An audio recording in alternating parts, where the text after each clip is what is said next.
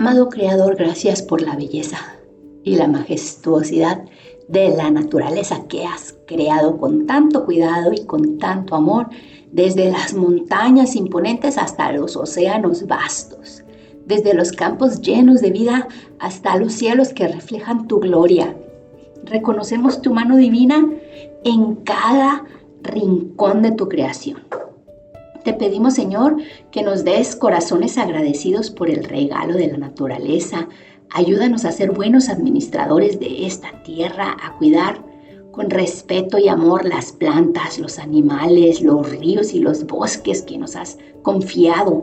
Enséñanos a valorar lo que has creado, a protegerlo y a vivir de manera que glorifique tu nombre a través de nuestro cuidado por el medio ambiente. Te pedimos por los lugares del mundo que han sido devastados por los desastres naturales o por la acción irresponsable de nosotros, de los seres humanos. Te rogamos que traigas restauración a estas áreas y que nos des la sabiduría para vivir en armonía con tu creación, que a través de la naturaleza podamos ver reflejada tu bondad, tu poder y tu creatividad, y que podamos recordar siempre que cada flor, cada árbol y cada criatura fue formada por ti con un propósito y un diseño perfectos. Gracias por la tierra que nos has dado. Permítenos honrarla como una expresión de nuestro amor y respeto hacia ti, su creador, en el nombre de Jesús. Amén. Hola, qué bueno que me acompañas a un día más de Biblia Diaria. Yo soy Claudia. Hoy es 9 de septiembre. Aquí es donde leemos la Biblia todos los días y hoy vamos a leer Ezequiel, capítulos 40 y 41. Visión del templo futuro. Transcurría el año 25 del exilio cuando el Señor puso su mano sobre mí y me llevó a Jerusalén. Esto sucedió al comenzar el año, el día 10 del mes primero, es decir, 14 años después de la toma de Jerusalén. En una visión divina, Dios me trasladó a la tierra de Israel y me colocó sobre un monte muy alto. Desde allí, mirando al sur, había unos edificios que parecían una ciudad. Dios me llevó allí y vi un hombre que parecía hecho de bronce. Estaba de pie junto a la puerta y su mano tenía una cuerda de lino y una vara de medir. Aquel hombre me dijo: «Hijo de hombre, abre los ojos y presta atención a todo lo que estoy por mostrarte. Pues para eso se te ha traído aquí. Anda luego y comunícale a Israel todo lo que veas». La puerta oriental. Entonces vi un muro que rodeaba el templo por fuera. El hombre tenía en la mano una vara de 3 metros, que le servía para medir, y midió el muro, el cual tenía 3 metros de ancho por 3 metros de alto. Luego se dirigió a la puerta que mira hacia el oriente. Subió sus gradas y midió el umbral de la puerta, el cual medía 3 metros de ancho. Cada celda lateral medía 3 metros de largo por 3 metros de ancho. Entre las celdas había un espacio de 2 metros y medio. El umbral junto al vestíbulo de la puerta que daba al templo medía 3 metros. Luego midió el vestíbulo de la puerta hacia el interior y medía 3 metros. Midió el vestíbulo de la puerta que daba al templo y este medía 4 metros. Sus pilares eran de 1 metro de ancho. A cada lado de la puerta que daba al oriente había 3 celdas del mismo tamaño. A su vez, los pilares que estaban a los lados tenían la misma medida. Aquel hombre midió también la entrada de la puerta y tenía 5 metros de ancho por 6 metros y medio de largo. Delante de cada celda había un pequeño muro que medía medio metro de ancho por lado. Cada celda medía 3 metros de ancho por 3 metros de largo. Luego midió la puerta desde el techo de una celda hasta el techo de la celda de enfrente, y entre una y otra abertura había una distancia de 12 metros y medio. Luego midió el vestíbulo, que era de 10 metros. El vestíbulo daba al atrio que lo rodeaba por completo, desde el frente de la puerta de entrada hasta la parte interior del vestíbulo. El corredor tenía una extensión de 25 metros. En torno de las celdas y de los pilares había ventanas con rejas que daban al interior. También en torno al vestíbulo había ventanas que daban a su interior. Sobre los pilares había grabados de palmeras. El atrio exterior. Luego el hombre me llevó al atrio exterior. Allí vi unas habitaciones y un enlosado construido alrededor del atrio. Las habitaciones que daban al enlosado eran 30. Este enlosado, que estaba en el piso inferior, bordeaba las puertas y correspondía a la longitud de las mismas. Luego midió la distancia desde el frente de la puerta de abajo hasta el frente del atrio interior, y al este y al norte la distancia era de 50 metros. La puerta norte. El hombre midió el largo y el ancho de la puerta que daba hacia el norte, es decir, hacia el atrio exterior. Sus celdas, que también eran 3 de cada lado, más sus pilares y su vestíbulo, tenían las mismas medidas que la primera puerta, 25 metros de largo por 12 metros y medio de ancho. Sus ventanas, su vestíbulo y sus palmeras tenían las mismas medidas que las de la puerta oriental. A esta puerta se subía por medio de 7 gradas y su vestíbulo estaba frente a ellas. En el atrio interior había una puerta que daba a la puerta del norte, igual que en la puerta del este. El hombre midió la distancia entre las 2 puertas y era de 50 metros. La puerta sur. Luego me condujo hacia el sur y ahí había una puerta que daba al sur.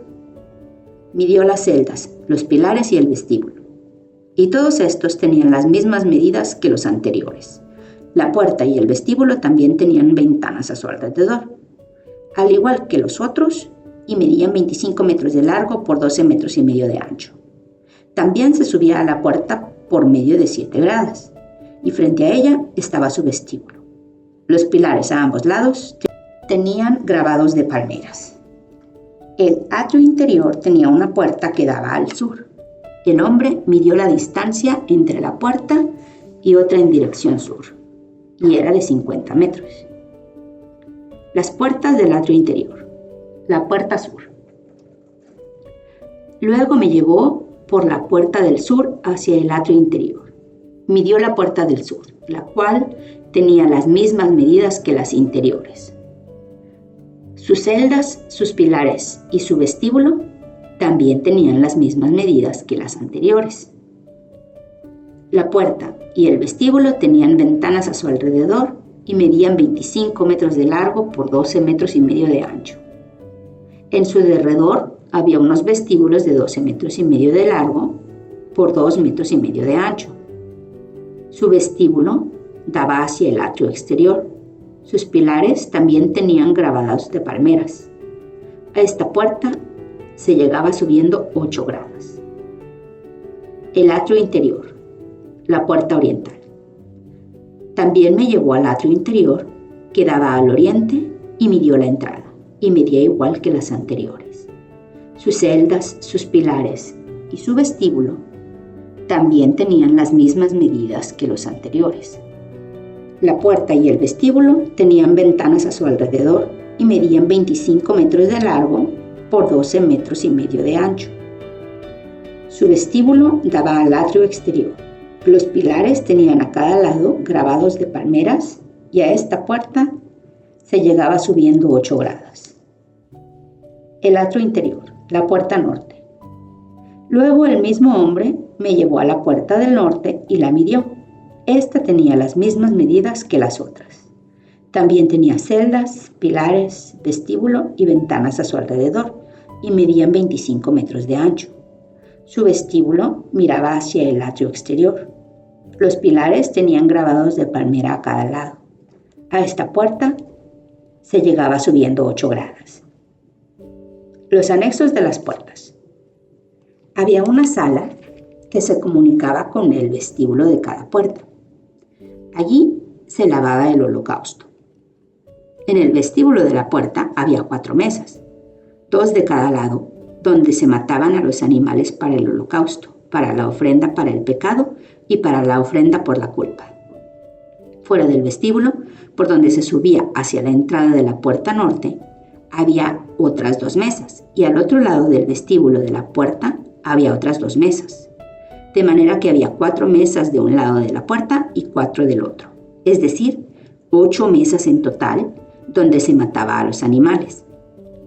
Para el holocausto había 4 mesas talladas en piedra, que medían 75 centímetros de largo por 75 centímetros de ancho y 50 centímetros de alto. Sobre ellas se colocaban los instrumentos con que se mataba a los animales para el holocausto y otros sacrificios. Colocados en el interior, sobre las paredes en derredor, estaban los ganchos dobles, que medían unos 25 centímetros de largo. Sobre las mesas se ponía la carne de las ofrendas.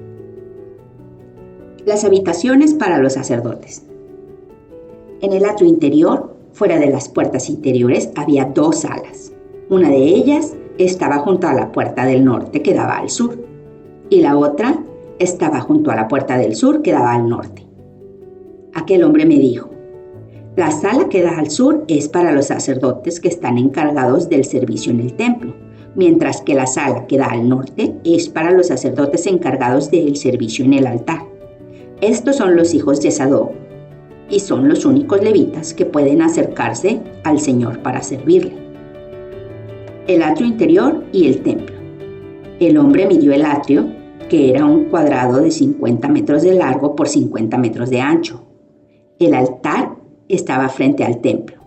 Entonces me llevó al vestíbulo del templo y midió sus pilares, y cada uno medía 2,5 metros de grueso.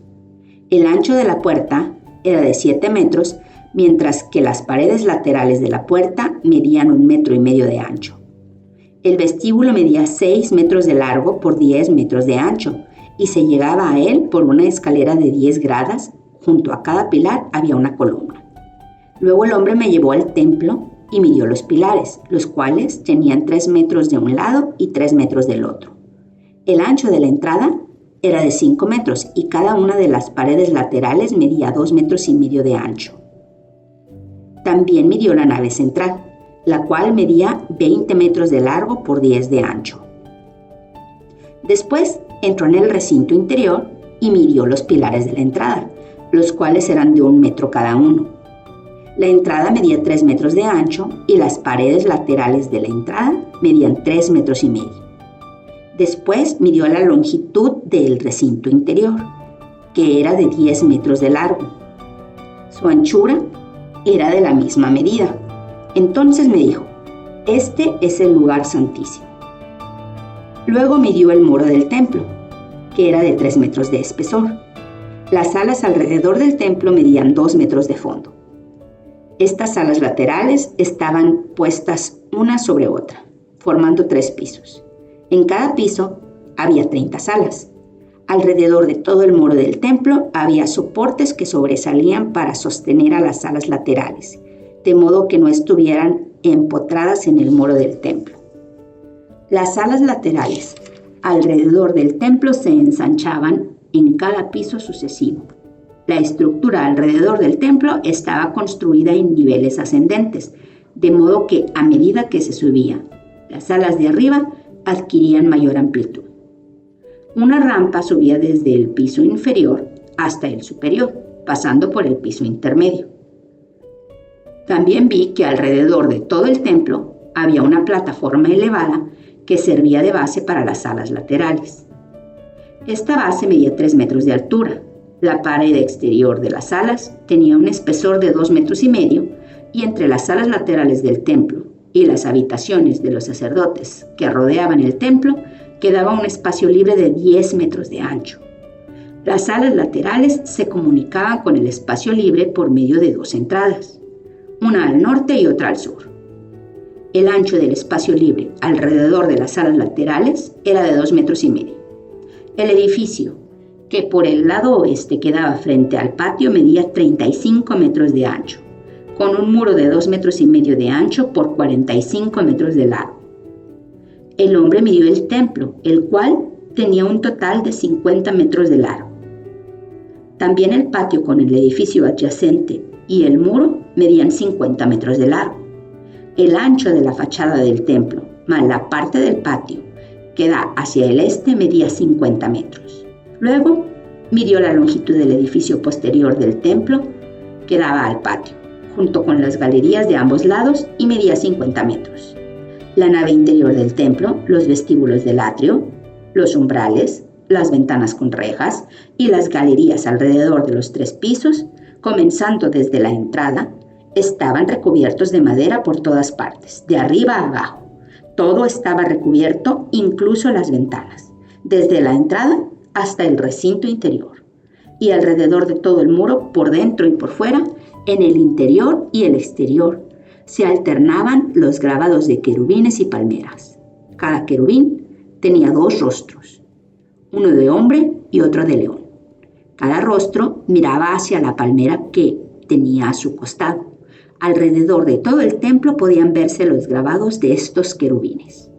Desde el suelo hasta la parte superior de las puertas había grabados de querubines y palmeras sobre todas las paredes del templo. Los postes de la entrada al templo eran cuadrados y frente al lugar santísimo había algo que parecía un altar de madera, el cual medía 1,5 metros de alto por 1 de largo y 1 de ancho. Sus esquinas, la base y sus costados eran de madera. El hombre me dijo: esta es la mesa que está delante del Señor. Tanto en el templo como en el lugar santísimo tenían puertas dobles. Cada puerta tenía 2 hojas. 2 hojas giratorias para cada puerta. Sobre la puerta del templo había grabados de querubines y palmeras como los que había en las paredes. En la fachada del vestíbulo, por la parte exterior, había un alero de madera. Sobre ambos lados del vestíbulo había ventanas con rejas y con grabados de palmeras. Las alas laterales también tenían aleros. Entonces, aquí está Ezequiel, quien fue transportado en una visión hacia el monte Sión, que es Tierra Santa, y el Señor le está mostrando su templo reconstruido, su lugar divino, donde Él decide residir, por decirlo de una forma, porque pues lo creado por su creación no lo puede contener, ¿verdad? Pero pues se lo está mostrando aquí, en forma de visión. El templo no está ahí. Salomón había hecho el templo ha sido destruido, el pueblo ha sido dispersado y en este momento Ezequiel no está en el templo. Es una visión, no lo está viendo, pero Dios se la está mostrando. Eso tiene importancia. Y Padre, nosotros sabemos que en los momentos de hoy no tenemos visiones, pero que en nosotros reside el Espíritu Santo y de manera similar pero diferente a la que Ezequiel fue guiado hacia el monte Sión para que el Espíritu Santo le mostrara este templo. Tú nos diriges sutilmente y nos guías, Señor, día con día para hacer tu voluntad. Permite que pongamos atención y permite que mediante la lectura diaria que estamos haciendo conozcamos tu carácter y tu palabra tan bien que no nos dejemos engañar por Satanás ni por su ejército de enemigos, Señor, porque son muy embusteros y son muy buenos para la mentira. Entonces permite, Padre Todopoderoso, que siempre podamos distinguir tu palabra de la de ellos. Alabado sea tu nombre y bendito sea tu santísimo reino por siempre y para siempre. Amén. Eso es todo por hoy. Qué bueno que me acompañaste. Te amo. Dios nos ama y oremos para que perdone nuestro pecado, nos bendiga, nos proteja, nos prospere. Y si Dios quiere, aquí te espero mañana.